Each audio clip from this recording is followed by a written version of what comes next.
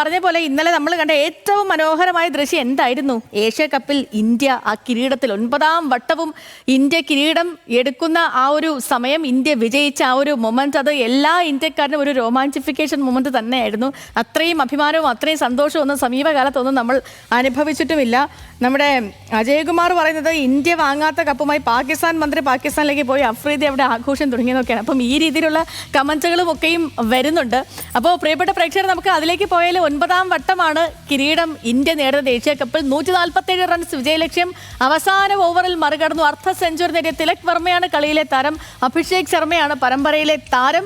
സഞ്ജു സാംസണും വിജയത്തിൽ നിർണായകമായി പങ്കുവഹിച്ചു. അതേസമയം പാക് ആഭ്യന്തരമന്ത്രിയിൽ നിന്നും കിരീടം സ്വീകരിക്കാൻ ഇന്ത്യ വിസമ്മതിക്കുകയും ചെയ്തു. ജോയ്മോൻ ജോസ് നമുക്കൊപ്പം സ്പോർട്സ് ഡെസ്കിൽ നിന്ന് തത്സമയം ചേരുന്നുണ്ട്. ജോയ്മോനെ, ഗുഡ് മോർണിംഗ്. ഇന്നലെ കളി ആദ്യ അവസാനം കണ്ട ആളാണ്. ഇന്നലെ രാത്രി വൈകി നമ്മുടെ പ്രേക്ഷകരുമായി ഈ സന്തോഷമൊക്കെ പങ്കുവെച്ച ആൾ കൂടിയാണ് ജോയ്മോൻ. എങ്ങനെ ഉണ്ടായിരുന്നു ഇന്നലത്തെ മാച്ച്?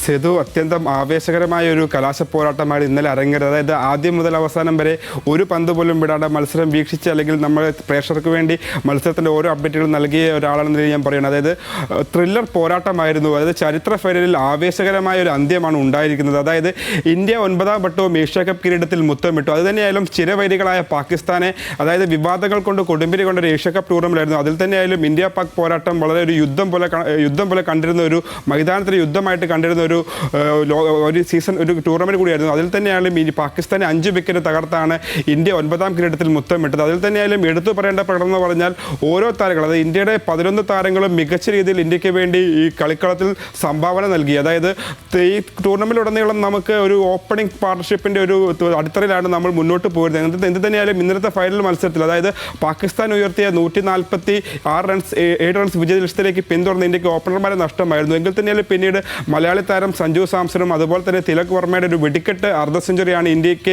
ഈ ജയത്തിലേക്ക് ഒരു നിർണായക പങ്ക് വഹിച്ചത്. അപ്പോൾ തിലക് വർമ്മയ്ക്ക് മികച്ച പിന്തുണ നൽകിക്കൊണ്ട് സഞ്ജു സാംസണും അതുപോലെ തന്നെ ശിവം ദൂബെയൊക്കെ കളം നിറഞ്ഞൊരു മത്സരമായിരുന്നു. അതിൽ തന്നെ ആവേശം അലയടിച്ചൊരു മത്സരമായിരുന്നു. അതിൽ തന്നെയായാലും ഇന്ത്യക്ക് ഒരു അവിസ്മരണീയ ജയം, അതായത് ഇന്ത്യയുടെ ഒരു ജയത്തിന്, അതായത് ഈ ഒരു ഇന്ത്യ പാക് പോരാട്ടം ഒരു ഫൈനലിൽ നടക്കുന്ന ഒരു ആദ്യ മത്സരമായിരുന്നു. അതായത് ഫൈനലിൽ ഇരു ടീം ഏറ്റുമുട്ടുന്നത്. അതിൽ തന്നെ പാകിസ്ഥാനെ തകർത്തെറിയാൻ ലഭിച്ചത് ഇന്ത്യക്ക് ഈ ടൂർണമെന്റിൽ ഇത് 3ാം വട്ടമാണ്. അപ്പോൾ ഹാർട്രിക് ജയത്തോടുകൂടി പാകിസ്ഥാനെ മലർത്തിയടിച്ചാണ് ഇന്ത്യ കിരീടം ഉയർത്തിയിരിക്കുന്നത്. അതിൽ തന്നെയായാലും ഈ വിവാദങ്ങളിലേക്ക് വരുവാണെങ്കിൽ നമ്മൾ ഹസ്തദാന വിവാദം ഉൾപ്പെടെ നമ്മൾ ഈ ടൂർണമെന്റിലുടനീളം ഇന്ത്യയുടെ കണ്ടതാണ്. അപ്പോൾ ഇന്ത്യ അതിന് പറഞ്ഞു നോക്കുക, ഇന്ത്യ കിരീടം ഉയർത്തുവാണെങ്കിൽ ACC അധ്യക്ഷനിൽ നിന്ന് കിരീടം ഏറ്റുവാങ്ങില്ല. അത് തന്നെയാണ് ഇന്ത്യ ചെയ്തിരിക്കുന്നത്. കിരീടവുമായി ACC അധ്യക്ഷൻ എത്തിയപ്പോൾ സൂര്യകുമാർ യാദവ് സംഘവും അത് ഏറ്റുവാങ്ങാൻ തയ്യാറല്ല. അപ്പോൾ കിരീടമില്ലാതെ ആഘോഷപ്രകടനങ്ങൾ ഉൾപ്പെടെ അരങ്ങേറിയിരുന്നു. അപ്പോൾ വിവാദങ്ങളാൽ നിറഞ്ഞിരുന്നു. അത് തന്നെയാണ് ഈ മത്സരത്തിന് ആദ്യം തന്നെ, അതായത് ടോസിനെത്തിയപ്പോൾ തന്നെയായാലും വിവാദങ്ങൾക്ക് തുടക്കം കൊളുത്തിയിരുന്നു വീണ്ടും. അതായത് 2 കമന്റേറ്റർമാരായിരുന്നു ടോസിനെത്തിയത്. അതിൽ തന്നെയായാലും രവി ശാസ്ത്രിയോടായിരുന്നു ഇന്ത്യൻ നായകനായ സൂര്യകുമാർ യാദവ് സംസാരിച്ചത്. അപ്പോൾ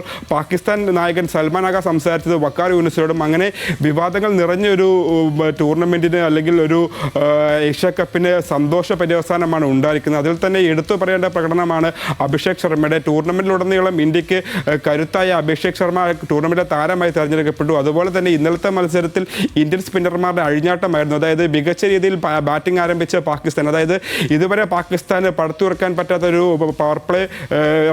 പവർ പ്ലേയിൽ മികച്ച റണ്ണിന് പാകിസ്ഥാൻ പടുത്തുയർത്തുകയും 10 ഓവർ അവർ 80 റൺസ് പിന്തുടർന്ന് കളി പലകുറി ഇന്ത്യക്ക് കൈവിട്ട് പോകുമെന്നൊരു സാഹചര്യം ഉണ്ടായപ്പോൾ അതിൽ നിന്നൊക്കെ ഗംഭീര തിരിച്ചുവരവാണ് ഇന്ത്യൻ താരങ്ങൾ നടത്തിയത്. അതിൽ തന്നെ സ്പിന്നർമാരുടെ പ്രകടനം നിർണായകമായിരുന്നു. അതായത് 100 റൺസിന് 1 വിക്കറ്റ് നഷ്ടമായ പാകിസ്ഥാനെ പിന്നീട് 45 റൺസ് എടുക്കുന്നതിനിടെ വളരെ ഓൾ ഔട്ടായി. അതിൽ തന്നെ ആയാലും ഈ 10 വിക്കറ്റുകളിൽ 8 വിക്കറ്റുകളും വീട്ടി ഇന്ത്യൻ സ്പിന്നർമാരാണ്. അതിൽ തന്നെ ലീഡ് ചെയ്യുന്നത് കുൽദീപ് യാദവാണ്. 4 ഓവറിൽ 18 റൺസ് വഴങ്ങി 4 വിക്കറ്റുകളാണ് കുൽദീപ് എടുത്തത്. അപ്പോൾ ഈ ഒരു മത്സരം എന്നെ സംബന്ധിച്ചും ഇന്ത്യൻ ക്രിക്കറ്റിലെ ആരാധകരെ സംബന്ധിച്ച് വളരെ ആവേശകരവും സന്തോഷവും നൽകുന്ന ഒരു ടൂർണമെന്റ് ആയിരുന്നു. അതിൽ തന്നെയാണ് നമ്മൾ കിരീടം ഉയർത്തി അവസാനിപ്പിച്ചിരിക്കുന്നത്. സേതു, ഓക്കെ ജോയ്മോനെ, ശരി.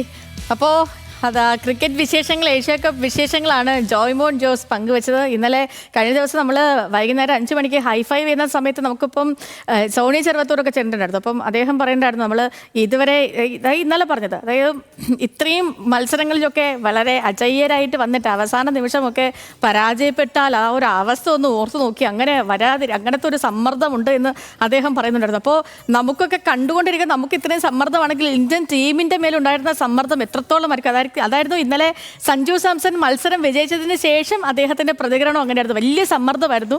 അങ്ങനെ സമ്മർദ്ദത്തെയൊക്കെ അതിജീവിച്ചാണ് 9ാം വട്ടവും നമ്മുടെ ടീം ഇന്ത്യ അജയ്യരായി ഏഷ്യാ കപ്പും ചൂടി തിരികെ നാട്ടിലേക്ക് വരുന്നത്. അപ്പോൾ ജോയ്മോനാണ് സ്പോർട്സ് ഡെസ്കിൽ നിന്ന് വിവരങ്ങളൊക്കെ നൽകിയത്.